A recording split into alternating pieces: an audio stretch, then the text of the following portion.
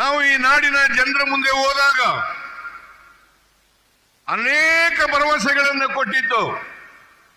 ನಾವು ಪರಮೇಶ್ವರ್ ಅವರ ಅಧ್ಯಕ್ಷತೆಯಲ್ಲಿ ಒಂದು ಸಮಿತಿಯನ್ನು ರಚನೆ ಮಾಡಿದ್ದು. ಅವರು ಮ್ಯಾನಿಫೆಸ್ಟೋವನ್ನು ತಯಾರು ಮಾಡಿ ಈ ರಾಜ್ಯಕ್ಕೆ ಕೊಟ್ಟಿದ್ರು. ಆ ಮ್ಯಾನಿಫೆಸ್ಟೋ ಹೆಸರೇನಪ್ಪ ಅಂತಂದ್ರೆ ಸರ್ವ ಜನಾಂಗದ ಶಾಂತಿಯ ತೋಟ. ಸರ್ವ ಜನಾಂಗದ ಶಾಂತಿಯ ತೋಟ. ನಾವು ಆ ಮ್ಯಾನಿಫೆಸ್ಟೋನಲ್ಲಿ ಸುಮಾರು 593 ಭರವಸೆಗಳನ್ನು ಕೊಟ್ಟಿದ್ದು.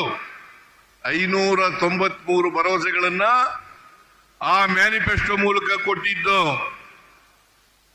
ಅವುಗಳಲ್ಲಿ ಕಳೆದ 2 ವರ್ಷದಲ್ಲಿ 242 ಭರವಸೆಗಳನ್ನು ಈಡೇರಿಸಿದ್ದೇವೆ.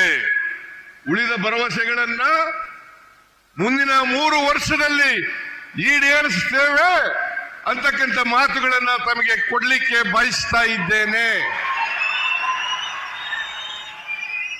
ಅದ್ರ ಜೊತೆಗೆ 5 ಗ್ಯಾರಂಟಿಗಳನ್ನು ಕೊಟ್ಟಿದ್ದು. 5 ಗ್ಯಾರಂಟಿಗಳನ್ನು ಕೊಟ್ಟಿದ್ದು.